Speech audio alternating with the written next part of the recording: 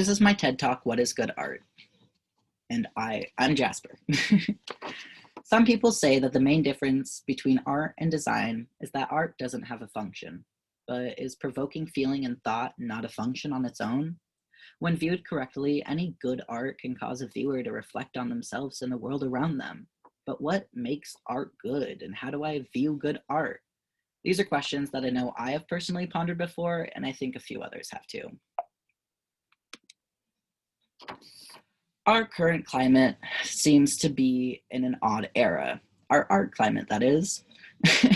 Some might call it a resurgence of Dadaism. This term might not be familiar to everyone, and that's all right. Dadaism was popular in the early 20th century. This means that it was popular around the First World War, and the art that was made at that time really reflects that. Common themes in Dada art are rejections of things like war, violence, capitalism, and the bourgeoisie. Avant-garde works were a common theme in this style, using mediums and concepts that pushed norms that were popular with most art critics and juries at the time.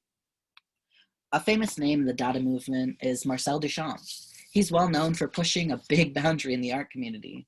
One of his most famous works is a ready-made, meaning that it was made by someone else in a factory, meant for a completely different function than how it's being viewed today. At the time, juries for art were beginning to be viewed as a very big problem. When museums were collecting pieces to be shown, a select few men would decide what to put in the exhibit, and they would always pick the same style that was associated with themselves. So, in return, a group of artists, including Duchamp, decided that they would create their own society to allow avant-garde artists in the galleries by accepting all works submitted to their museums. Duchamp picked up a urinal, turned it sideways, signed it R. Mutt 1917 after the store and time that it was bought, titled it Fountain, and submitted it as a sculpture. It was the only piece rejected from the show. So, is this bad art? Is it even safe to call it art? Well, that really depends on what you think makes art art. Duchamp wanted to take that question and present it directly to the viewers. The concept or idea behind this piece was the concept of art itself. He wanted gallery goers to look at this porcelain urinal before them and think about the work that the artist put into bringing it to the gallery, the process of the steps that led to it being shown to them. The work that he did was a simple transformation of the perspective from which the materials were viewed. The canvas and the paint for many, but the urinal and the literal angle it's viewed from for Duchamp. Altogether, this is a sculpture made by the hands, but most importantly, the mind of Duchamp. Now, I'm really not sure how into the contemporary art scene any of y'all are, but if you aren't aware, this is a banana taped to the wall, and it is expensive. Can anyone guess how much? All right, I guess audience participation doesn't really work one way, so I'll just tell it to you. The first one sold for $120,000. The second one sold for the same price, and the last one for $150,000. Two artist proofs were also sold for $150,000 as well, netting Marazzino Catalan a total of $6,900,000. Artist proofs are just prints of the artwork that can be sold to museums later on, and are pretty similar to the original piece, by the way. Oh, and he wasn't even selling the actual banana on the wall. What was being sold was a certificate of authenticity. Basically, a hall pass for other people to tape bananas to the wall in this specific way and put his name on a little plaque next to it. Catalan is a well-known popular name in the conceptual art world, and his pieces are known for bringing conversation and controversy along with them.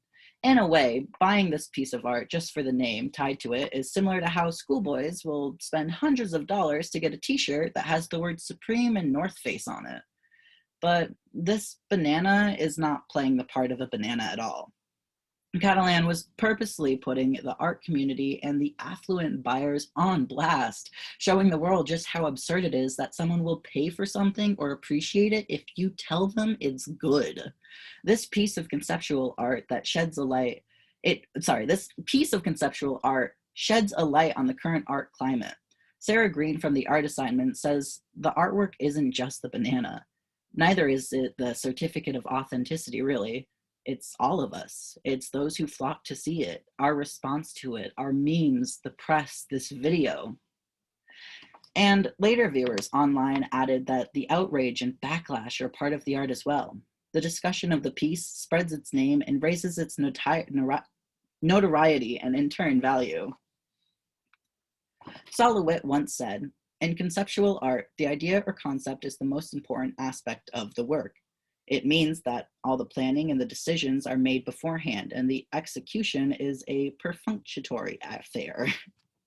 This idea becomes the machine that makes the art. And this theory is here again in the banana, just like it was in Duchamp's earlier piece, Fountain. But great artwork doesn't only have to come from things that are drastically challenging the ideas that make up the world as we know it, or, yeah, no, it usually does. With the work of Leonardo da Vinci, the Renaissance man, he was able to tackle anything from mathematics and engineering to beautiful deceptions of light and space. He recreates the world masterfully in a moment when doing so wasn't an easy task, when things like technical skill were important and ingrained in the minds of the artists. A society changes, and so does its needs and interests.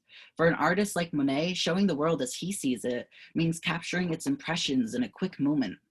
Time stands still, but Monet manages to hold the motion in the brushstrokes of his work, something that newly developing cameras couldn't do at the time.